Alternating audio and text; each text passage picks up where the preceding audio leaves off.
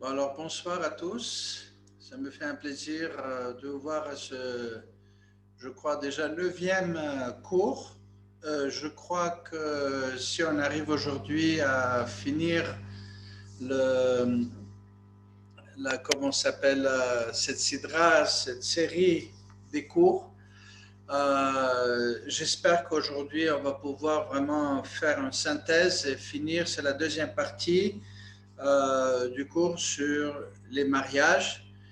Et aujourd'hui, on va essayer de faire une synthèse de tout ce qu'on a parlé dans tous ces 8 cours précédents avec celui-ci qui est le neuvième. Odo la Hashem Kitov, qui est le Lanchasdo. Les Hashem que Kadosh Baruch Hu va donner la sagesse et la chokhmah, que ce cours il passe Berat Shamaim et que le message il puisse passer de la façon que l'intention elle est. Je voudrais dire merci à tous ceux qui m'envoient des messages. Ils ont beaucoup apprécié déjà la première partie du cours dernier sur le mariage et l'essence des mariages. Et ce cours n'est pas seulement créé et fait pour les gens mariés, c'est aussi pour les gens célibataires, les personnes qui se préparent pour entrer dans un mariage, parce que aujourd'hui on voit qu'il y a quand même un petit tabou, si je peux dire comme ça, un tabou sur c'est quoi le mariage. On pousse les gens pour entrer dans les mariages, mais une fois qu'ils se marient, ils ne savent pas quoi faire. Et ils vont être obligés, les jeunes, de trouver tout seuls. Des fois, ça va leur prendre même 10 ans de disputes et des problèmes de Shalom Bayit jusqu'à qu'ils vont comprendre certains principes. Et certains ne vont pas comprendre même tous les principes qui vont malheureusement y amener, après un certain nombre d'années, au divorce. Et Bezrat Hashem, que ce cours-là, il va être pour empêcher les divorces, plutôt pour construire un bon foyer juif selon les midot de la Torah, de ce que Kadosh Baruch Hu nous a donné. Comme j'ai déjà dit la dernière fois, d'accord, que le nom de ce cours, c'est est-ce que le mariage, c'est une bénédiction ou est-ce que c'est une misère? Et la vérité, la ligne entre la bénédiction et la misère est tellement fine qu'on peut facilement partir de la bénédiction à la misère, et de la même façon, c'est possible aussi de reconstruire pour ceux qui ont des problèmes de Shalom Bayit de la misère, de la remettre dans la voie de la bénédiction. Une des choses que je voudrais vraiment parler, la dernière fois, on a touché à quel point c'est important que chacun de nous doit connaître ses propres fréquences. Et on a dit que la fréquence, c'est ce que la personne, elle a vécu, l'enfance, le foyer dans lequel il a grandi, l'éducation qu'il a reçue, les amis, l'endroit, le pays. Et c'est pas pour rien aussi, derech Hagav, c'est déjà en passant que pour ceux qui cherchent à se marier, de chercher des gens qui sont les plus proches au tarbut, à la tradition qu'ils ont grandi eux-mêmes. Et les sages nous ont dit que la personne doit toujours chercher d'abord ceux qui sont dans la rue, dans la ville, dans le même pays, ou dans les mêmes pays qu'ils ont des façons de voir la vie d'une façon réciproque. Aujourd'hui, parce qu'on est tellement bombardé par, malheureusement, l'Internet, les Facebook, les TikTok et toutes ces horreurs, que vraiment, si j'aurais pu hurler de toutes mes forces à quel point les enfants sont dommagés par ces notions qui nourrissent nos enfants et d'ailleurs les adultes aussi qui passent des heures à regarder tous ces TikTok et tous ces Facebook, Instagram, et je sais que c'est une drogue, c'est une vraie drogue et c'est une vraie dépendance. Mais le problème, c'est qu'on nous nourrit avec des idées qui sont complètement au contraire de ce que la Torah nous demande d'être. Et bon, ce n'est pas le sujet de ce soir, mais je mentionne que je crois que c'est une des grandes raisons pourquoi les gens, déjà, ils cherchent plus des fréquences, ils cherchent l'apparence. Et quand on trouve l'apparence, on trouve tout ce qui est vide, parce que dans l'apparence, il n'y a rien. La grande base de tout mariage, comme on a déjà mentionné dans un des cours, c'est la notion de l'amour. Et quand on dit l'amour, en hébreu, le mot ahava, on va parler d'un système de connexion. Comment les gens connectent. Et c'est une des choses que, quand on prie le matin, la halakha dit que celui qui avance à faire la mida et il n'a pas fait Shema Israël, ils disent comme si il part avec le mur. Il n'y a personne qui l'entend. Bon, ce que je veux dire, c'est quelque chose que moi j'ai remarqué, que le matin, on va dire la bracha avant Shema Israël, on va dire Baruch Ata Hashem, Abocher, Be'amu Israël, Be'ahava, et après on va avancer à dire Shema Israël, Hashem Elokeinu, Hashem Echad. Abocher, c'est celui qui choisit. Mais aussi, Abocher, c'est, moi je le vois symboliquement, c'est comme un téléphone que je prends et je dis Baruch Ata Hashem, Abocher, celui qui appelle, qui choisit, Be'amu Israël, et il va appeler Am Israël, Be'ava, et il fait la connexion. Et qu'est-ce que nous on répond? On répond Shema. Shema c'est Allo. Israël, Hashem, Elokeinu Hashem Echad. Alors Ava, le mot Ava, Aleph, He, Bet, He, la Gematria 13. La façon dont c'est écrit, on dit Shema, Yisraël c'est un Yud, c'est 10. Elokeinu c'est 1, c'est Aleph, les premières lettres. Hashem, on dit Adanut, on ne dit pas comme c'est écrit, donc c'est Hashem, Adanut c'est Aleph, Elokeinu c'est Aleph, Adanut c'est Aleph. Yud, Aleph, Aleph, Aleph c'est 13. Les 13 de Hashem, Elokeinu Hashem, de Israël, Shema Yisraël, Hashem, Elokeinu Hashem, c'est 13 avec Ahava qui sont 13, ça fait 26, c'est le nom de Hashem. Il y a une connexion qui va se faire. Et qu'est-ce qu'on dit après ça? Hashem Echad. Il y a une unité qui se fait. Et on va dire tout de suite, Ve'ahavta et Hashem Elokecha. On se connecte de nouveau à Kadosh Baruch Hu. Donc il y a la ligne qui s'est mise en marche. Et maintenant de Shema Israël, on peut arriver au Shmona Esrei pour effectivement commencer la communication avec Kadosh Baruch Hu. On voit que le mot Ahava, c'est un mot très puissant dans la Torah. Tachat shelo ahavat et Hashem Elokecha, berov simcha, betuv levav. Hashem, il demande la simcha, il demande la yira, il demande la ahava. Ce sont les trois choses que Kadosh Baruch Hu nous imprègne en permanence, la simcha, la yira et la ahava. Et la ahava, elle est très importante parce que la connexion, elle doit se faire de deux côtés. Elle ne peut pas se faire seulement d'un côté. Et si les gens eux-mêmes ne connaissent pas quelle est leur fréquence, quels sont leurs propres besoins, comment vont-ils communiquer à comprendre le besoin, la fréquence du conjoint. Donc là, vraiment commence toute l'histoire de cette connexion. Et c'est la connexion, elle se fait, donc c'est la bénédiction. Et s'il n'y a pas de connexion, donc on parle avec des murs. Et c'est exactement ce qui se passe entre les êtres humains. Est-ce que nous, dans une relation, on va parler avec un mur?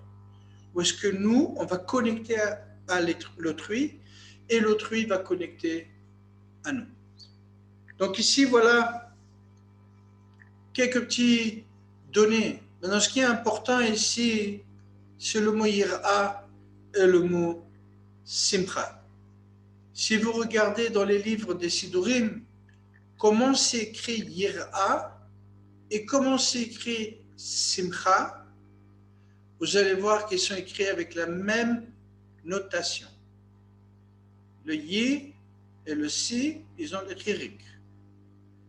Après, le Shvar et après, le Kamatz.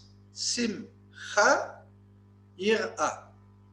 Et ce n'est pas pour rien qu'ils ont les mêmes notations, parce que un ne peut pas fonctionner sans l'autre. Et en fait, la Hava, elle va être le résultat de la Simcha et de la Yira. Maintenant, pour comprendre, ça veut dire quoi? Être joyeux, c'est sympa. Et on doit être joyeux. Maintenant, on est dans le Chodesh Adar, Baruch Hashem, on a eu le Purim, on a bu, on s'est réjoui, il y avait beaucoup de Simcha. Et il y a un truc que j'ai entendu de mon Rav David Shalem, qui dit, mais comment tu expliques, David, je parle à moi, qu'à Chodesh Adar, le mois d'Adar, c'est écrit, dès qu'il entre le Chodesh Adar, le mois d'Adar, Marbi la Simcha, il faut faire encore plus de Simcha. Mais quand c'est le Chodesh Av, il faut descendre la Simcha. Comment on peut comprendre un truc comme ça si c'est écrit Mitzvah Gedoyla Liot Besimcha? C'est mitzvah, une grande mitzvah d'être toujours en Simcha. Alors comment on peut, à Chodesh Av, descendre la Simcha? Tu ne peux pas aller contre la mitzvah. Et en fait, la réponse que j'ai reçue de mon Rav, le Rav Shalem, il dit, c'est très simple. Regardez, la Simcha, elle doit être toujours présente. Sauf qu'à Chodesh Adar, on monte dans un excès, on rajoute à la Simcha. Chodesh Av, on descend dans la Simcha, mais la Simcha doit toujours être là. Mais qu'est-ce que ça veut dire se réjouir? Il y a des gens qui sont joyeux, mais est-ce que ça c'est la Simcha dans un mariage, dans un couple qui va fonctionner? Les Chachamim nous apprennent, ils apprennent non. S'il n'y a pas de ira, s'il n'y a pas la crainte, il ne peut pas y avoir de la Simcha. Et de l'autre côté, s'il n'y a pas de Simcha, la crainte, c'est une rigueur terrible. C'est quoi cette crainte? Il ne parle pas ici de la crainte des peurs d'échouer, les colères, il vient parce qu'il y a des peurs. S'il n'y a pas de peur, il n'y a pas de colère. D'ailleurs, avant, dans le temps de Moshe Rabbeinu, les Nessim, les ministres des Shvatim, ils ne les ont pas cherchés selon la Torah qui est en eux. Ils ont regardé, est-ce qu'ils sont calmes, est-ce qu'ils ont la Simcha? Parce que la Simcha voulait dire une chose, qu'ils ont atteint l'unité avec Kadosh Baruch Hu. Et c'est ça qu'ils cherchaient. Quelqu'un qui a la Torah et qui a une rigueur et de la colère en lui qui monte, c'est quelqu'un qui connaît beaucoup de la Torah, mais cette Torah, elle n'a pas pénétré dans le cœur. Les clipotes qui se trouvent autour du cœur, ils ne permettent pas à cette Torah de s'installer, de retrouver la personne qui a trouvé la Torah, elle va trouver que tout ce qu'Hachem fait, tout est pour le bien, Ba'kol Echad. Si c'est comme ça, tous les dagot, tous les ennuis, tous les doutes, toutes les peurs disparaissent. S'il y a de la peur, s'il y a de la colère, ça veut dire que la personne n'est pas en unité avec Kadosh Baruch Hu. C'est pour ça que Yeshua ben Nun, il a reçu le commandement Altira Atifrad. Hachem Elokecha, il est avec toi. Il dit, n'aie pas peur, aucune crainte. Il faut que ta Torah doit être au niveau que tu es conscient en permanence que l'Ashgacha de Kadosh Baruch Hu, elle est permanente. Et si je suis conscient de cette Ashgacha, il ne peut qu'avoir de la Sibra. Alors qu'est-ce que c'est cette joie maintenant? Comment je me réjouis avec la crainte? Et en fait, Ramchal, il nous a pris dans la Mesilat Yesharim qu'il y a une crainte très, très basse. C'est une crainte que Yirata Onesh. C'est la crainte de se faire punir. Et Ramchal dit, ça c'est la crainte la plus basse qu'il peut y avoir dans le judaïsme.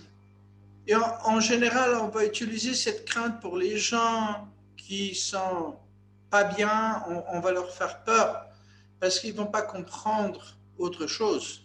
Mais de plus en plus des sages de nos jours, ils évitent d'utiliser cette crainte parce que ce n'est pas vraiment la crainte qui est nécessaire pour la vraie crainte que Ramchal nous apprenne qu'on a besoin d'avoir, c'est la irat aromimut. C'est la crainte qui vient de l'amour. C'est comme un enfant qui aime son père ou un élève qui va aimer son rave. Et parce qu'il va avoir la révérence vers son rave, donc la ira, son amour ne va pas excéder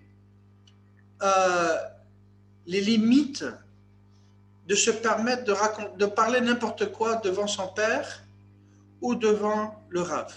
Donc, il va se limiter, il va faire attention parce qu'il a peur qu'il va blesser le Rav ou il va blesser le père. Malheureusement, aujourd'hui, les enfants, elles ont perdu complètement cette notion de crainte, encore une fois, à cause de tous ces médias aujourd'hui qui détruisent nos enfants.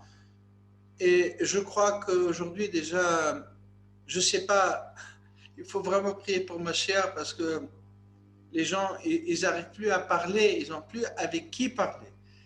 Parce qu'ils sont dépendants de ces iPhones, de ces iPads, de ces ordinateurs, et ils passent les journées à se faire éduquer par des choses qui détruisent pas seulement eux-mêmes, ils détruisent leur famille qui va venir dans le futur.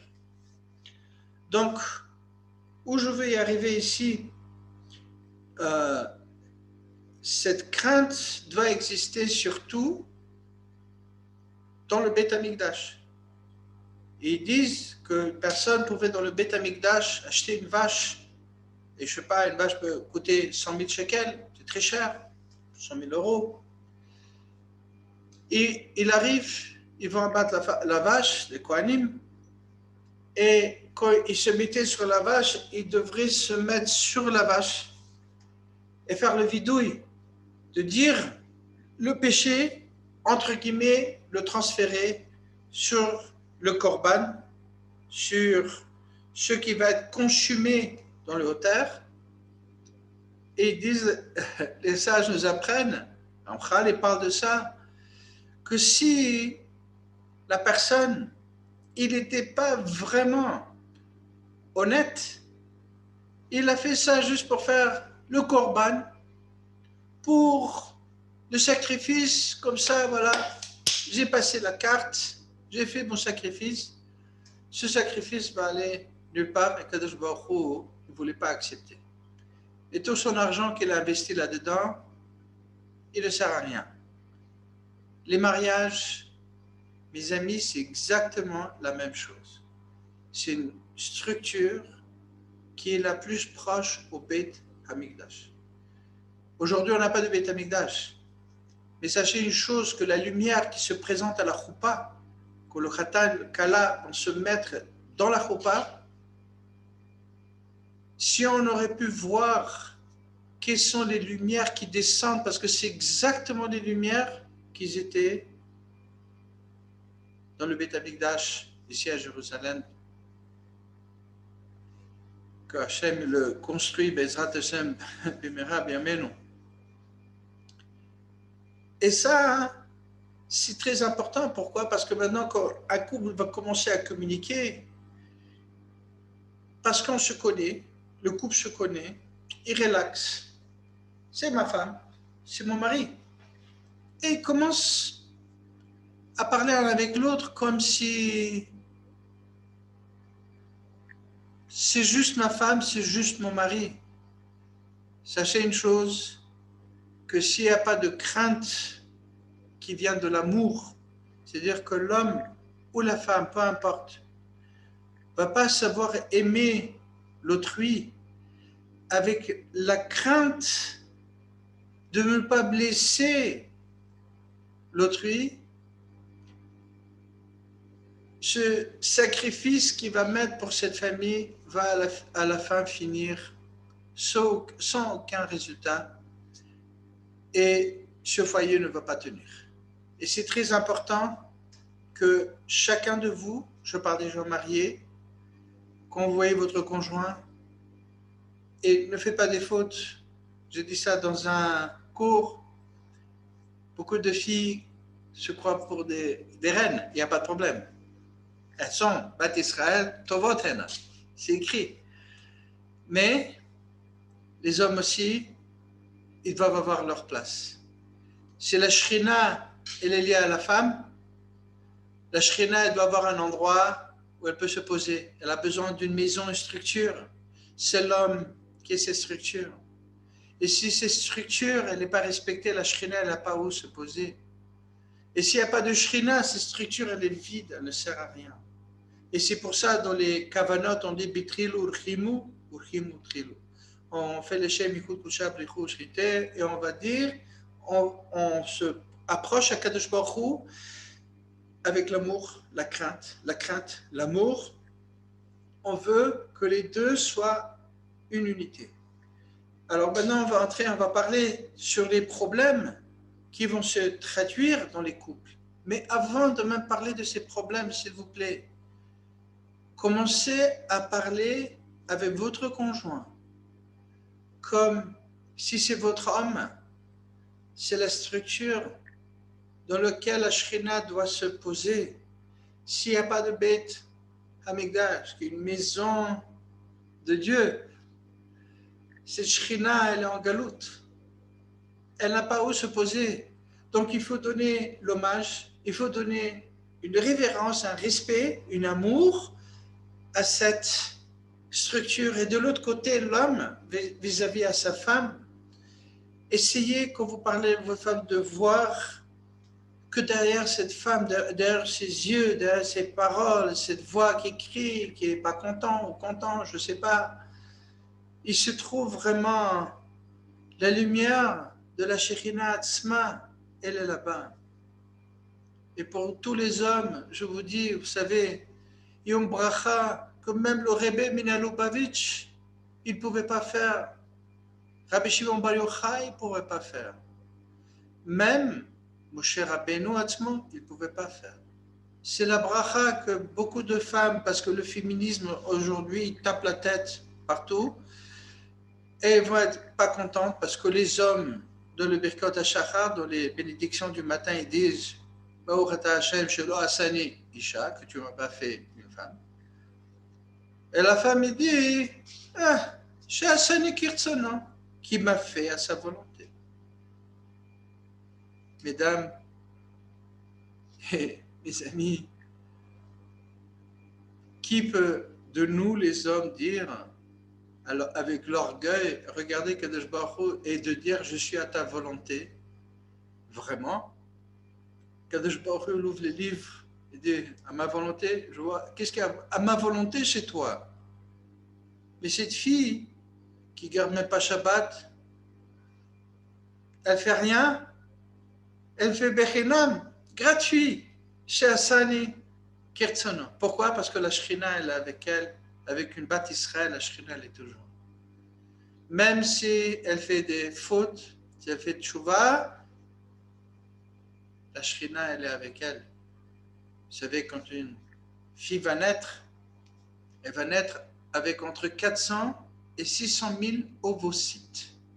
Les ovocytes vont créer une ovule, ça veut dire que toute la création de cette future femme, qui est maintenant un bébé qui vient de naître, est déjà contenue. Mais un ovocyte, il garde toute la mémoire génétique de toutes les femmes avant. Donc comprenez une chose, que quand une femme va se mettre à prier, elle prie toute seule. Non, elle ne prie pas toute seule. Une femme, elle prie, sa prière va être multipliée par la prière de sa maman, grand-mère, arrière-grand-mère, et ça va aller, la chaîne, jusqu'à Chava, la femme d'Adam Arisha. Et c'est pour cela que l'enfant va être juif selon la maman et pas selon papa. Papa, il est dans un axe. Maintenant, il va donner un sens à cet enfant. Est-ce que c'est Israël, Lévi ou Cohen? Comprenez la force qui est derrière une femme. Et si chacun peut voir l'autre avec la révérence et avec l'amour, je pourrais déjà fermer mon ordinateur maintenant ou dire au revoir, rentrez chez vous, vous avez tout compris. Parce que Kadosh Baruch Hu, il demande trois choses. La ira, la ahava et qu'est-ce que j'ai dit? Ira, simcha, ve'ava. Voilà. La ira et la simcha, elle amène vers la ahava. Quand il y a la ira, la crainte, et quand il y a la joie, c'est ça qui va amener à la ahava, à l'amour, entre guillemets, traduction horrible française, qui veut dire que cette personne qui est dans la crainte et dans la joie, il peut maintenant connecter à l'autrui. Ceci est valable avec les parents et les enfants, vos amis, ce que vous voulez. À l'éveil, Ezrat Hashem, que vous arrivez à voir chaque juif qui marche dans la rue comme une création de Kadosh Baruch Hu, et le quand même mitzvah de faire la mitzvah ve'ahavta l'erecha kamocha, tu vas mettre ton prochain comme toi-même. Pourquoi? Parce que de la même façon que je suis lumière, lui aussi c'est une lumière, et si je peux connecter à cette lumière, on a amplifié cette lumière, le monde n'a plus d'obscurité. Ce que je voudrais attaquer aujourd'hui, ce sont les communs fautes de tout mariage. La première chose, on a déjà entamé la dernière fois, on a parlé de la distribution des responsabilités entre l'homme et la femme, on a parlé sur les finances, qu'il y a certains qui dépensent, certains qui aiment garder, et on s'est arrêté la dernière fois sur l'éducation des enfants. Et sur l'éducation des enfants, vraiment, je crois qu'un grand pourcentage des mariages se cassent là. Parce que, comme je dis la dernière fois, un enfant, il s'en fiche complètement. Qui a raison? Qui est juste et qui n'est pas juste dans la façon que les parents vont éduquer les enfants. La seule chose que les enfants veulent voir, c'est l'unité. Que c'est pour bien, que c'est pour mal. Quand les enfants y voient qu'il y a l'unité, ils ont une place dans leur vie. La première création dans le monde, c'est écrit Bereshit, Bara Elohim. Au début, le nom Elohim, le Dieu, il a créé le monde. Alors, le mot Elohim, ce n'est pas juste un nom, c'est un nom de rigueur, de jugement. Et Balei Kabbalah, il demande la question, et qu'est-ce qu'il y a à juger quand il n'y a rien? Vous n'avez même pas créé, il n'a que créé une base, et ça y est, on commence un jugement. Qu'est-ce qu'il y a à juger? Il n'y a pas ici. Personne n'a jugé. Et il nous dit, Ramchal, Ari, Akadosh, que la première création qui est faite, c'est Chok Hakbala. C'est la loi des limitations. Ça veut dire que la limitation est la base de tout. Ça veut dire quoi? Que si je n'avais pas un corps qui va limiter mon esprit, ben je ne serai pas de ce monde-ci. Si ici chez moi, il n'y avait pas des murs à limiter mon espace, alors je n'ai pas d'espace. Ça aurait été insupportable de voir mes voisins qui viennent maintenant me dire, est-ce que tu voudrais un petit café? Je veux avoir ma maison. Donc, même ce café, L'chaim Tovim, Baruch Ata Adonai, Eloheinu, Melech Haolam, Shehakol Nia Bidvaro. Même ce verre, c'est une limitation, c'est Chok Akbala. Et un enfant, il a besoin de limitation au départ. Parce qu'un enfant qui n'a pas d'imitation, c'est un enfant qui va arriver à la dépression dans un âge plus grand. Un enfant a besoin de savoir, et vous allez voir que tous les enfants, beaucoup d'eux, quand ils dorment, ils collent au mur, ils collent aux parents. Des fois, les parents, ah, je peux pas, il est trop chaud. Allez, tourne de l'autre côté. Pourquoi ils collent? Parce qu'ils ont besoin de sentir sur la peau que quelque chose les limite. Et quand on parle de l'éducation des enfants, c'est très important de comprendre qu'un enfant a besoin d'une limite. Encore une fois, cet enfant, il est Betselem Elohim, il est à l'image de Dieu. Faites attention, le limite, ça ne veut pas dire me venger et faire avec cet enfant n'importe quoi pour lui montrer que c'est moi le papa. Oi vavoy, oi lano, qui khatan. Qui va nettoyer ça Yom Kippour? Parce qu'un enfant, il ne peut même pas faire Mechela, s'il n'est pas 13 ans, le garçon ou 12 ans, la fille. Moi, de mon côté, même que je suis un papa doudou, très doux avec mes enfants, chacun de mes enfants qui sont arrivés à Bar Mitzvah, Bad Mitzvah, je les ai demandé, Anil Vakesh, Mechila, si jusqu'à maintenant, j'ai dit ou fait quelque chose qui a pu te blesser. Et je les ai fait dire Mechila. Pas par force, mais je demandais la Mechila. Et je vous propose de faire la même chose. N'y croyez pas que c'est évident, c'est pas évident. Pourquoi je dis ça? Parce que des fois, les parents, pour mettre les limitations, ils vont sortir un peu des coups.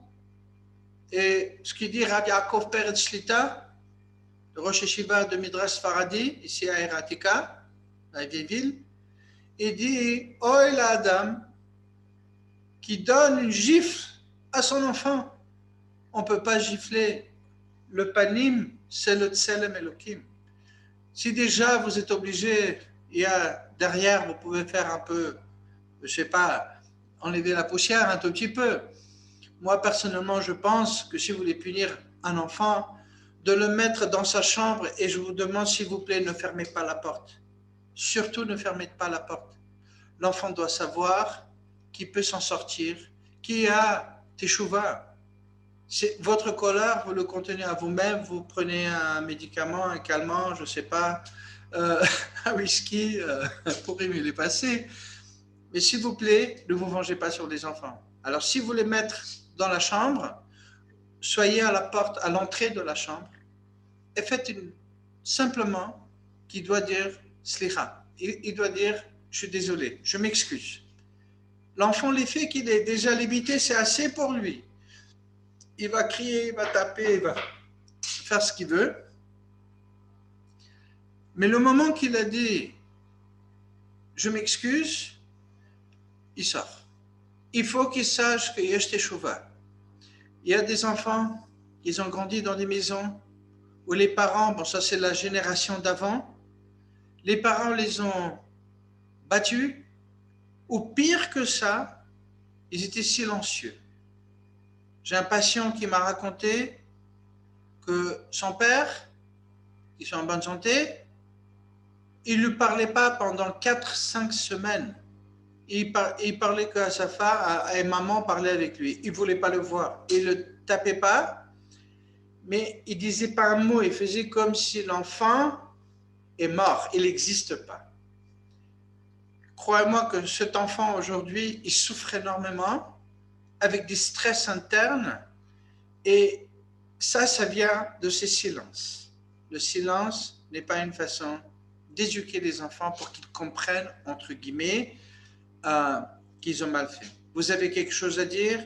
Ouvrez la bouche, expliquez-vous, parlez avec l'enfant. L'éducation d'enfants, je vais entrer petite parenthèse comme ça, parce que les enfants, c'est notre futur, c'est votre futur, c'est ceux qui restent, nous on ne reste pas. Beaucoup de vous, moi j'ai 50, je ne sais pas quel âge vous avez, mais il nous reste quoi? 20, 30 ans, ça y est, ça passe vite, c'est eux qui restent. Donc on investit dans ce qui va fleurir après nous. On doit laisser une génération normale et fonctionnelle. Donc, s'il y a un divorce, s'il vous plaît, les manachés, n'utilisez pas les enfants de se battre un avec l'autre.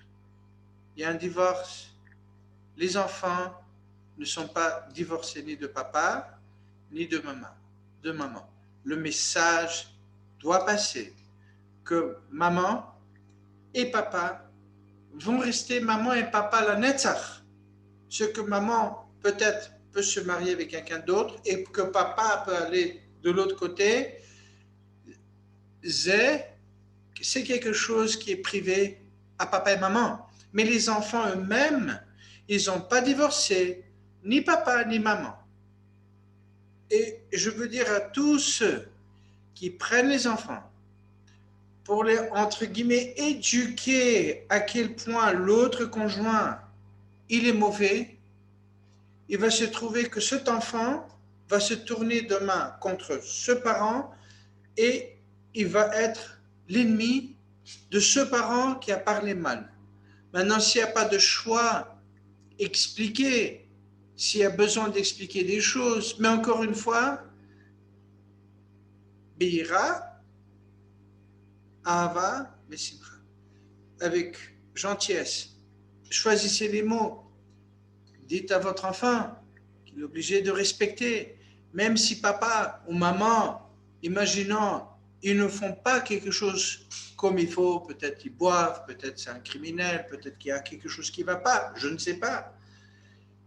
C'est son père. Il n'y a pas un enfant dans le monde qui va apprécier que quelqu'un parle contre son père ou contre la maman. Tout ce qui est entre vous, vous sortez, vous tabassez les avocats, faites ce que vous voulez, mais les enfants n'entrent pas dans le jeu. N'utilisez pas, s'il vous plaît, vous détruisez un être humain qui va rester blessé. Et je me rappelle qu'une fois, j'avais une femme qui était en déprime en permanence, maniac depression. Et dans le traitement, elle m'a raconté que comme enfant, elle avait, je crois, 11 ans, 10 ans, 11 ans. La mère, elle savait que le papa, il triche. Et qu'est-ce qu'elle a fait? Elle a envoyé sa fille pour voir. Et la fille était obligée de ramener les mauvaises nouvelles à la maman pour que maman, elle utilise ça maintenant pour attaquer son mari. Cette fille, elle a grandi. C'est une maman. Elle a un mari, elle a des enfants. Cette fille, elle n'arrive pas à se pardonner qu'elle a blessé son propre père. Je ne juge pas ici. Je ne suis pas en train de dire que ce qui se fait, c'est juste ou faux. Mais l'enfant n'est pas dans le jeu. Les enfants doivent être dehors de ces problèmes des gens divorcés. Bon, jusque-là, je ferme ici ce sujet. Le quatrième problème ici, c'est la diversité de personnalités. On a tellement de différents personnages. Et comment il y a une communication, je dois savoir qui je suis et je dois savoir qui est mon conjoint. Il y a des gens qui sont dans le contrôle. C'est des gens que chaque chose est en ordre. Il y a d'abord 1, il y a 2, il y a 3, il y a 4, il y a 5.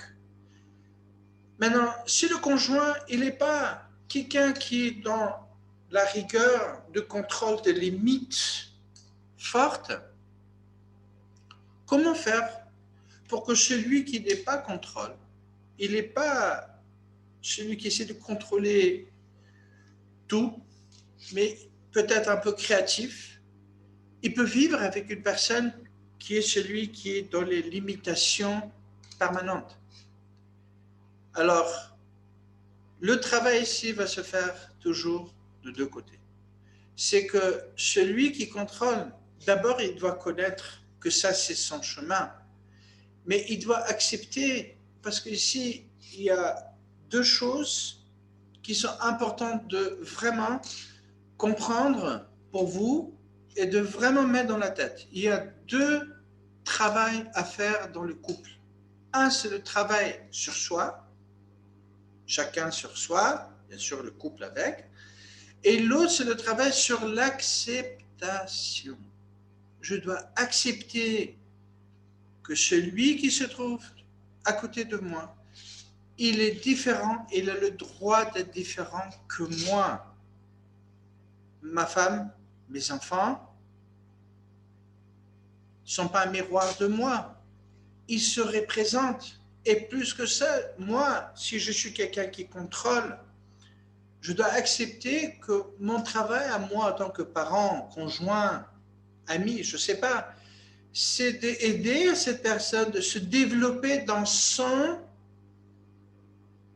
lumière et pas dans la mienne. Parce que si je prends un créatif et je le mets dans mon système de contrôle, j'ai créé une personne qui ne va jamais être contente dans sa vie. C'est une personne qui va être déprimée. Il n'y a rien qui va lui donner de plaisir dans la vie.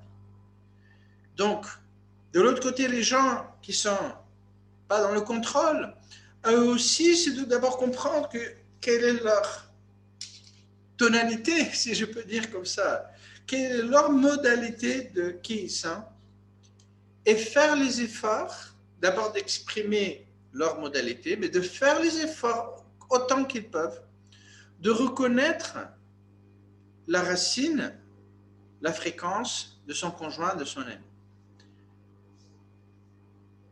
Donc, il y a ici aussi l'ordre, parce que l'ordre, il va avec le contrôle.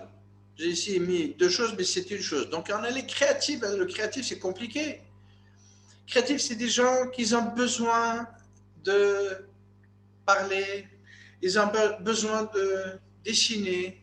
C'est des gens qui ont besoin, si c'est des femmes, je ne veux pas dire des filles, des femmes, elles ont besoin un peu romantique. Ce n'est pas des gens qui vivent dans le banal 1, 2, 3, 4, 5. Il y a des hommes qui sont créatifs, ils ont besoin de la créativité, de changer, que ce n'est pas toujours la même chose qui se répète. Donc, il faut d'abord que la personne chez soi reconnaisse ce côté créatif et qu'il puisse reconnaître chez l'autre le côté créatif. On a des introvertis, ils sont compliqués. Parce que les introvertis, c'est des gens qui ne s'excitent pas. Ce sont les gens qui vivent à l'intérieur. Et comme j'ai mentionné dans un cours, des fois la femme, elle vient, elle lui dit quelque chose, elle dit oui, oui, oui chérie, ok, oui chérie. Alors, qu'elle crie, qu'elle rigole, ou qu'elle est en train de lui raconter l'histoire et elle répète la même chose, oui chérie. Elle n'a aucune idée qu'est-ce que cette personne elle ressent, quelles sont ses pensées, et peut être très gentille, peut-être vraiment une personne très très très gentille, mais pour un couple, c'est catastrophe. Et si vous me posez la question comment une femme qui est créative, qui est une expansion de mouvement, de création, ou un homme qui est créatif, il peut vivre avec. Comment trouver? Je veux dire, c'est très très compliqué. C'est très compliqué. Moi, je propose vraiment d'abord de faire des traitements parce qu'en général, l'introverti, ça veut dire qu'il y a quelque chose de beaucoup plus profond à l'intérieur. Mais si vous n'êtes pas marié, cherchez un conjoint qui est introverti comme vous. Les moins et moins égale plus dans la mathématique. Il faut chercher les mêmes polarités. Mais les introvertis, les gens qui sont à l'intérieur, ils ont besoin de travailler, d'accepter qu'ils sont obligés de travailler pour pouvoir vraiment aller et sortir de leur propre cellule. Les organisateurs, alors là, ceux-là, ils travaillent toujours avec les actions. Alors, il y a l'organisateur et l'organisme. Vous savez, dans chaque famille, il y a celui qui organise tout le monde. Des fois, c'est un des enfants, des fois, c'est la femme, des fois, c'est l'homme. Qui va, toi, tu fais ça, on fait ça, il organise tout le monde. Les organisateurs, ils doivent accepter les gens qui sont désorganisés. Donc, ils doivent d'abord s'accepter eux-mêmes. Maintenant, si vous voulez, vous pouvez expliquer à vos conjoints comment vous êtes arrivé à ce point d'organisation, mais acceptez, s'il vous plaît, que les autres ne sont pas obligés d'être comme vous l'êtes. Action. Oh là là. Alors là, il y a des gens qui sont des écureuils. Vous entrez à la maison, ils sautent partout. Certains de mes élèves vont se rappeler qu'il y avait un endroit à Paris où je donnais des cours et la personne qui organisait les paris, et je parle vraiment avec du respect pour cette personne, mais elle avait une force. En 3 minutes, la place qui était le salon où on faisait le cours devenait le salon où on mangeait. C'était les chaises qui volent partout. En général, ça c'est le chamage du Beth Knesset aussi. Les rabbinis, c'est les organisateurs. Et le chamage, c'est celui qui exécute. Ils vont faire ce qu'il faut. Les gens qui sont d'action, ils ont beaucoup de colère en eux. Parce que c'est des gens qui veulent bouger. Alors, encore une fois, ils doivent s'accepter eux-mêmes dans leur personnalité. Et pour pouvoir travailler avec un conjoint qui est de l'autre personnalité, pas divorcer et chercher comment accepter que l'autre il a le droit d'être différent que je le suis moi-même. Il y a des gens qui sont dans le plaisir, ils ont besoin de confort. Et il y a des gens, si on ne leur met pas leur confort, il y a des femmes, je parle des femmes, mais il y a des hommes aussi, mais il y a des femmes qui ont besoin d'avoir un sapin, elles ont besoin d'avoir un canapé, de s'asseoir sur ce canapé, que c'est cosy, comme ils disent. Et si vous enlevez ce confort, vous avez tué cette personne. Il y a des enfants, des élèves, ils n'arrivent pas à étudier s'ils ne sont pas confortables. Ils vont bouger, ils sautent d'un endroit à l'autre. Je me rappelle dans les shivas, quand j'étudiais, je ne sais pas pourquoi, je n'étais pas encore thérapeute, mais pour une raison à l'autre, Kadosh Baruch Hu, il a voulu que je sois un conseiller pour les autres. Et toujours les élèves, les Bachoui et Shivot, venaient se conseiller avec moi, me poser des questions. Alors il y a un qui est venu et dit, je ne sais pas quoi faire, j'adore étudier, mais je ne peux pas, je suis ici, j'ai qu'envie de m'enfuir. Je lui ai dit, je sais quoi ton problème? C'est que toi, tu as besoin du confort. Je ne connaissais pas tout ce que je raconte ici, mais je lui ai dit ça, je lui ai dit, tu as besoin de confort. Fais la chaise et ta table d'une façon que tu vas te sentir chez toi à la maison. Le lendemain, il est rentré dans les Shiva avec le siège pour les voitures. Vous savez, les trucs qu'on met sur les sièges de voiture pour que c'est confortable pour le chauffeur. Il a amené un super gobelet comme ça avec, pour le café. Il a mis la photo de ses enfants. Il a mis un petit truc pour allumer les bougies pour les sages. Et lui, il ne bougeait plus. Il s'est assis. Je me rappelle, il était à ma droite. Il n'a pas bougé. Autant que j'étais dans cette yeshiva, celui-là, il était confortable, il était assis, tout le monde partait pour se balader, je ne sais pas, pour manger, pour prendre la pause. Lui, il faisait sa pause, il ne voulait pas bouger de son bureau. Et ça, c'est des gens qui ont besoin d'avoir son plaisir. Un autre Bachoui Yeshiva qui était à côté de moi, lui, c'était le kiffeur à travers la nourriture. Et chaque fois, dans son tiroir de sa table où étudier, il y avait plein de petits chocolats. Et c'est un maigre. Mais de temps en temps, il étudiait, il coupait le petit chocolat, il sourit, on rigolait, c'était un Italien de Rome. Et chacun, il doit fonctionner dans son système. Il y a des gens qui sont auditifs, il y a des gens qui sont visuels, il y a des gens qui sont des sages. On doit respecter la particularité de l'autre. La cinquième chose que je voudrais parler ici, c'est les communicateurs. Les communicateurs sont compliqués parce que dans un couple, il y a des gens qui sont bruyants, qui parlent avec beaucoup de gestes et je les appelle les combattants. D'abord, ils crient, après ils rigolent, après ils pleurent et ils crient, ils rigolent. Il y a ceux qui sont silencieux. Ces types de communicateurs, il va avoir très difficile de parler ensemble parce que les silencieux, ils ne supportent pas qu'on leur crie. Et les bruyants, ils n'entendent même pas qu'est-ce que le silencieux parle parce qu'il ne dit rien. Alors là, on a besoin de trouver un volume, de travailler sur le volume. Il faut le reconnaître. J'ai eu un patient qui est venu de Beth Shemesh, je m'excuse, et il avait un problème dans l'oreille gauche. Pas ici, là. Il n'entendait pas assez bien. Il était dans ses soixantaines. Et comme la Gemara dit que quand quelqu'un crie sur une personne, la personne qui écoute les cris, le cerveau pour aider celui qui souffre des cris des autres, il baisse l'audition. Alors comme le côté gauche du corps va travailler en croisée avec le cerveau, et que le cerveau droit, la hémisphère droite, c'est la copie du cerveau de maman, c'est le côté créatif. Je lui ai posé tout de suite la question, je dis, monsieur tel et tel, mais que vous sachiez, je vais faire un traitement, mais c'est possible que vous allez être obligé d'entendre maintenant ce que votre femme elle raconte. Le monsieur, il se lève, il sort l'argent, il m'a payé, il dit merci, je veux pas du traitement. Je dis mais ça va pas, qu'est-ce que tu as? Il me dit écoute, c'est vrai effectivement, je ne peux pas supporter sa voix. Elle a une voix haute, elle parle bruyant, elle m'a saoulé toute ma vie, et maintenant je me rends compte que depuis que j'entends pas, je suis content, elle me dérange plus. S'il vous plaît, je ne veux pas faire ce traitement. Il m'a payé, il est parti. Je ne l'ai plus jamais vu. Donc, il faut travailler sur les volumes, il faut d'abord reconnaître. Si vous n'êtes pas quelqu'un qui est bruyant dans votre nature, c'est OK. Mais expliquez-vous et acceptez l'autre.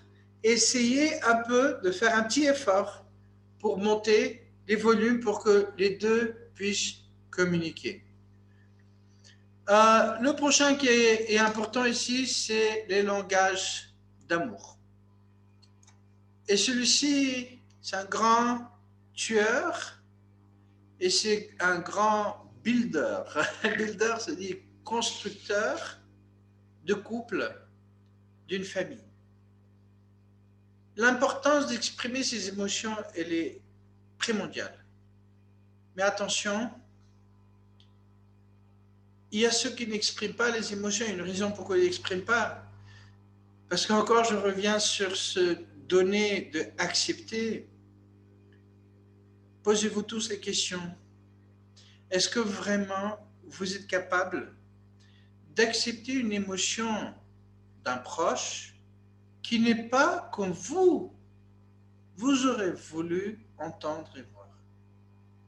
C'est un travail très, très, très, très difficile. C'est un grand travail d'accepter les émotions des autres. Les enfants, c'est facile parce qu'on prend les enfants qu'ils n'ont pas beaucoup de tête, alors ils sont impulsifs et puis ils disent je t'aime pas, parce que si j'ai pas eu mon chocolat, alors je t'aime pas, tu me donnes le chocolat, alors je t'aime. Mais quand on parle des adultes, on ne peut pas les regarder comme les enfants, qui, à mon avis, c'est une faute, mais c'est pas grave, ça c'est un autre sujet, pas aujourd'hui. Exprimer ses émotions, c'est important. Mais pour qu'une personne puisse s'exprimer dans ses émotions, il faut que l'autre puisse l'accepter, pas le juger. Si le conjoint commence tout de suite à le juger et lui dire que ce que celui ressent, ce n'est pas vrai, ce n'est pas juste, cette personne va s'éteindre, l'autre, le conjoint, et ne va plus exprimer ce qu'il ressent. N'y croyez pas que c'est évident. On veut que les gens sont transparents avec nous, on veut que les gens nous parlent, on veut que les gens partagent avec nous. Mais sachez une chose, il faut aussi également travailler sur la capacité d'accepter qu'une personne peut ressentir quelque chose et que ce n'est pas nécessairement juste ou nécessairement faux, mais c'est quelque chose que la personne ressente. Pourquoi elle ressente? C'est pas important. Des fois, les gens, ils ont besoin simplement d'être entendus dans leur douleur, d'être entendus dans ce qu'ils veulent dire, d'être entendus dans ce qu'ils voudraient exprimer. Donc, si vous êtes quelqu'un qui n'exprime pas et que vous voyez que votre conjoint vous demande d'exprimer, essayez de faire d'abord expliquer à votre conjoint que c'est difficile pour vous d'exprimer. Mais essayez d'utiliser des paroles. Ça ne coûte rien d'utiliser des paroles. C'est la chose la moins chère du monde et je crois que c'est la chose qui tue une personne la plus facile. Je crois qu'il n'y a pas plus dangereux qu'une parole. Ça peut tuer une personne sur place. Et de l'autre côté, on a la capacité, d'accord, aussi avec la parole, d'exprimer, d'adoucir quelque chose, de sauver la vie de quelqu'un. Des fois, un mot, une tendresse dans la voix, elle va donner à l'autrui la possibilité de reprendre sa vie et de monter très haut. Donc, si vous êtes quelqu'un qui n'exprime pas facilement ce qu'il y a à l'intérieur, et si je parle des émotions, au moins dites-le, c'est pas grave. Votre conjoint n'a pas besoin que vous lancez dans le cou de la personne et de l'embrasser, de l'enlacer, je sais pas quoi. Mais dites, c'est mot simple. Je suis désolé, je suis pas peut-être facile, mais que tu saches, voilà, je ressens tel et tel. S'il y a quelque chose qui vous a blessé, je suis désolé, ça m'a blessé. Peut-être j'ai tort, peut-être j'ai complètement raté quelque chose, mais ça m'a blessé. Mérila. C'est tout. C'est important parce que l'autre conjoint, peut-être il va dire ceci et cela, mais il va entendre, il va enregistrer. Ah, donc ça le blesse. Ah, donc il n'aime pas ça.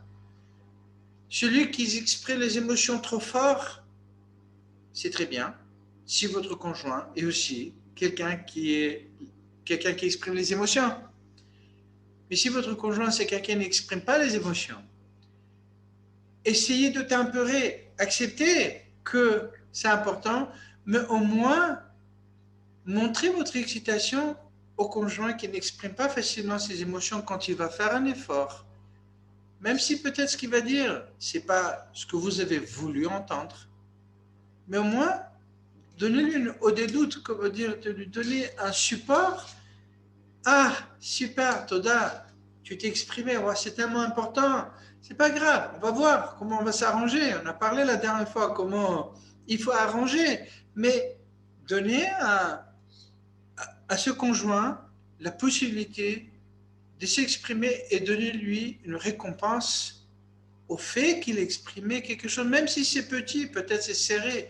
Un enfant, des fois, s'enfermer. Quand il va dire, il va exprimer quelque chose, dites-lui, waouh, il a fait, Toda Rabba, c'est super, je suis honoré, Toda, je sais que c'est pas évident pour toi. Quand je veux parler des rapports intimes, je ne veux pas parler des rapports entre l'homme et femme. Mais si je veux parler rapport intime, c'est là où je veux parler les connexions là-bas. Parce qu'on a parlé que l'intimité, c'est la capacité de donner quelque chose qui est très tendre, très à l'intérieur de moi. L'intimité, elle n'est pas que physique, on a dit de ça, on a parlé de ça, elle est aussi bien émotionnelle. Donc l'intimité, elle doit être respectée émotionnellement aussi bien que physique. Et pour ceux, encore une fois, qui se divorcent, les man Hachem, s'il vous plaît, n'oubliez pas les années que vous étiez mariés avec cette personne et n'utilisez pas les moments d'intime avec cette personne comme maintenant une arme pour vous battre. Vous avez des faits, sortez des faits. Vous cherchez de l'argent, cherchez de l'argent. Il y a de la loi, il y a des cours de justice, il y a des avocats, mais n'utilisez pas les gestes qui étaient faits d'amour intime comme une arme pour abaisser quelqu'un d'autre. J'ai une personne en France qui m'a raconté que son ex, ils étaient en plein balagan de divorce, et l'enfant, il est tombé, et il pleurait. Et elle, la maman, elle s'est mise sur ses genoux, et elle lui dit, qu'est-ce que t'as? Qu'est-ce que lui, il a fait? Il a sorti son iPhone, et il a commencé à filmer, il a utilisé ça comme une preuve comment elle a fait des abus physiques sur les enfants. Catastrophe! Comment? Pourquoi faire ça? Alors, les rapports intimes, ils sont très importants. N'utilisez pas dans la bataille ce qui est dit intime à la personne. Vous savez, il y a des fois des couples où un des couples il veut savoir si l'autre il a fait quelque chose pas bien. Alors il vient gentiment, dis-moi, alors tu peux t'ouvrir, non mais tu peux me faire confiance, tu me dis, vas-y, dis-moi. Et l'autre conjoint, il se sent rassuré. Et peut-être aussi il se sent mal, qu'il garde quelque chose à l'intérieur. Et qu'est-ce qu'il fait? Il s'ouvre, il va dire une vérité. La prochaine fois qu'il y a une bataille, qu'est-ce qu'il fait l'autre conjoint? Il va prendre maintenant ce qui est dit intime et dire, ah, mais toi, regarde. Et là, ce qu'il a fait, cette personne, il va fermer l'intimité. Et il ne va plus avoir d'intimité. Les conversations vont être des conversations correctes, des conversations stériles qui vont nulle part parce qu'il n'y a pas un qui va raconter à l'autre parce qu'il sait très bien à quoi ça sert de dire si demain je me recevoir tout ça dans le visage. Ce qui est intime, s'il vous plaît, reste intime. Faites avec vos conjoints clair que les expressions intimes doivent rester intimes. Sinon, moi je parle en tant que thérapeute, si moi je sors et je raconte par nom quelque chose dehors, c'est cours de justice. Je dois garder les secrets avec moi. Et je ne peux pas raconter ça. Je peux raconter sans nom, sans aucune. On apprend quelque chose. Mais pas donner des noms et de qui il s'agit. Donc, ça, c'est une chose. Alors maintenant, la prochaine chose qu'on doit avoir ici, et je crois que je vais finir ici, on va faire quand même encore un webinaire. La semaine prochaine, ça va être notre dernier pour compléter cette série. Ça va être le 10e, Youth. C'est la jalousie et la notion de infidélité. Je ne peux pas assez parler. Vous savez, dans les couples, les gens ils pensent, ils se trompent, que l'infidélité, elle est nécessaire, elle est seulement physique. Et que faire du flirt, c'est pas être infidèle. Et une des raisons, Baruch Hashem, que ça fait déjà des années que je me suis désinstallé de Facebook, Instagram, et je veux dire pourquoi. Parce que j'en avais marre de voir des femmes de Rabbanim qui prennent des photos, l'autre sanoua, et qui les posent dans les Facebook. Moi, je trouve ça atroce, et je trouve ça une perversion totale de la Torah et des valeurs de la Torah. Les gens qui vont être fidèles, ce n'est pas seulement de pouvoir avoir des rapports avec ma femme ou le conjoint. Ça, c'est une partie de fidélité. La fidélité, l'émotionnel. Et sachez une chose, un homme ou une femme qui va voir sa femme, et je m'en fous si vous êtes religieux ou pas, vous pouvez me dire, on est de, je sais pas, Tel Aviv, Tombouctou, Kuala Lumpur, et que vous êtes libre d'esprit, il n'y a pas un homme qui va voir sa femme en train de parler avec un flirt, et un flirt, sachez une chose, les gens, ils savent quand est-ce que vous parlez avec le flirt et quand vous ne parlez pas avec le flirt. Et quand le mari voit ça, c'est catastrophe. Ça le détruit. La femme qui voit son mari, et ça il y a beaucoup, parce que les gens se disent, écoute, moi, je suis propre, donc ma femme, elle est là, donc. Et je parle. Et comment il parle? Ah, bonjour, alors, ça va? Oui? Ah, les enfants vont bien et ton mari va bien? Tout va bien, tout le monde sont super. Génial. La femme, elle regarde. Elle ne va pas lui dire parce qu'elle se sent bête. Parce que lui dire, ah, t'es jalouse. Ah. Non, la jalousie, elle est très bien. La jalousie, Kadosh Baruch Hu mécanaît. El Kanaï, le Dieu qui est jaloux, il est jaloux de l'âme Israël. Il veut que nous, on est avec Hachem et pas avec toutes sortes de coronets, je ne sais pas quoi. Avec Hachem. Nous, on est avec Hachem. Et Hachem, il dit, il n'y a personne qui entre entre moi et Israël. Il n'y a personne que Israël doit aller autre que moi. Donc, j'ai évité Hachem le Negdi Tamid. Je dois mettre Hachem devant moi tout le temps. Pourquoi? Parce que c'est mon couple. Autant rouchani, spirituel entre moi et Hachem. Maintenant, si vous êtes, imaginons je suis là et il y a, imaginons ma femme à côté de moi, et qu'il y a une femme qui vient et elle me parle. Comment faire? Pour les hommes, s'il vous plaît, vous ne parlez pas avec cette femme, vous parlez avec votre femme, vous parlez avec cette femme, vous partagez, vous dites, c'est ma femme, et vous ne regardez pas dans les yeux cette femme.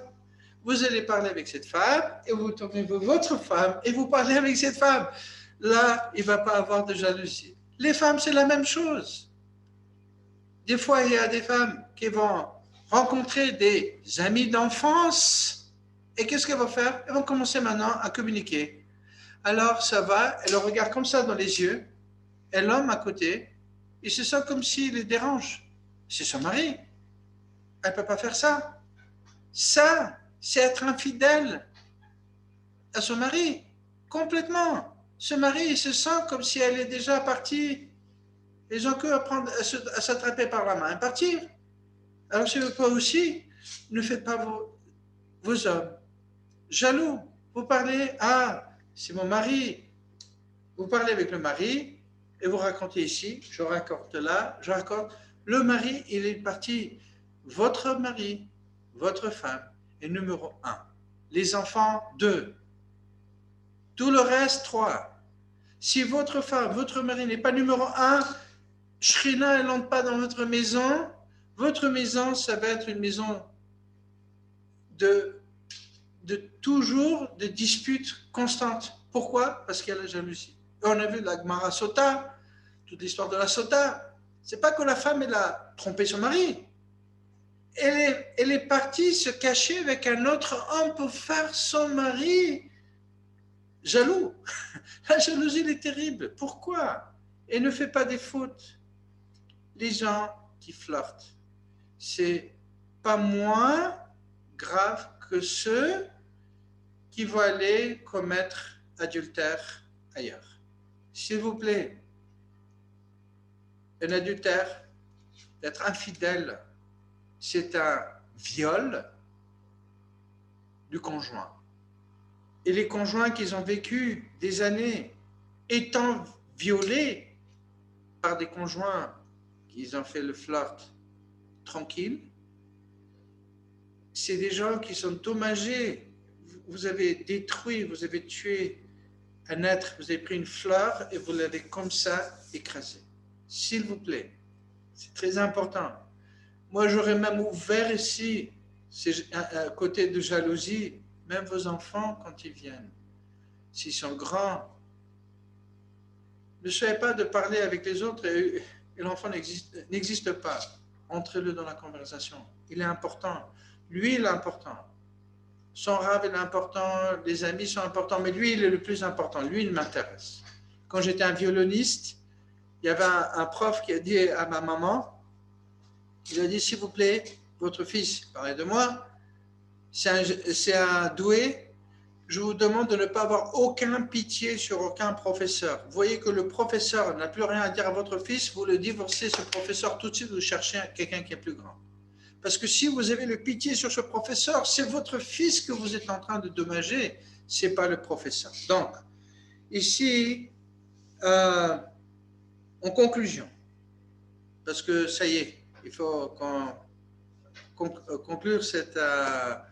on a encore à finir. Le mariage n'est pas un fait. Ce n'est pas à La La Land où on est maintenant tranquille, relaxé, l'amour, elle arrive, l'accordéon qui joue. Ce n'est pas ça. Le mariage, c'est un travail. Le même travail qu'il y avait dans le Beth Amikdash, les Kohanim, ils étaient en sueur. Il fallait pousser la vache dans une rampe qui était comme ça, dans un angle très très très haut. Ils travaillaient du matin au soir. Ils devraient manger tellement qu'ils avaient mal au ventre et il y avait des Kohanim qui leur donnaient dans la bouche pour pouvoir digérer, pour qu'ils puissent continuer. Parce que ce qu'on mange, c'est comme le korban qu'on va monter dans les hauteurs. S'il vous plaît, comprenez que les couples, c'est un travail. C'est quelque chose qui se travaille. Si vous le travaillez comme il faut, de ce couple va sortir le Beth Amikdash. Et ça va être une bénédiction pour tout le clan d'Israël, pas seulement pour votre famille ou pour votre couple. Tout l'âme Israël sont les bénéficiaires de cet avoda du couple. Si ce couple il est basé sur l'infidélité, n'y croyez pas, s'il vous plaît, que parce que vous êtes au travail, que votre femme ou votre conjoint il se trouve ailleurs, bon, il ne voit pas. Donc maintenant, je peux être coquette ou je peux faire le flirt que l'autre, il ne va pas savoir. Il va savoir. Et il va toujours y avoir une dispute. Il ne va pas savoir pourquoi il se dispute. Il y a un qui va dire, pourquoi tu me cries? J'ai rien fait. Pourquoi tu me cries? J'ai rien fait. Il lui crie pourquoi? Parce qu'inconsciemment, Hachem va lui donner cette information. Et chaque fois que vous allez faire un flirt, vous allez rentrer et vous allez voir qu'à la fin, il y a une dispute, une crise qui se passe dans la maison.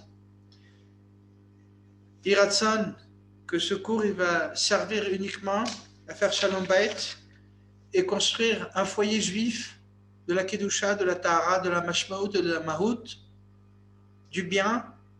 Et Bezat Hashem, je vous souhaite une bonne soirée et à la semaine prochaine. Au revoir.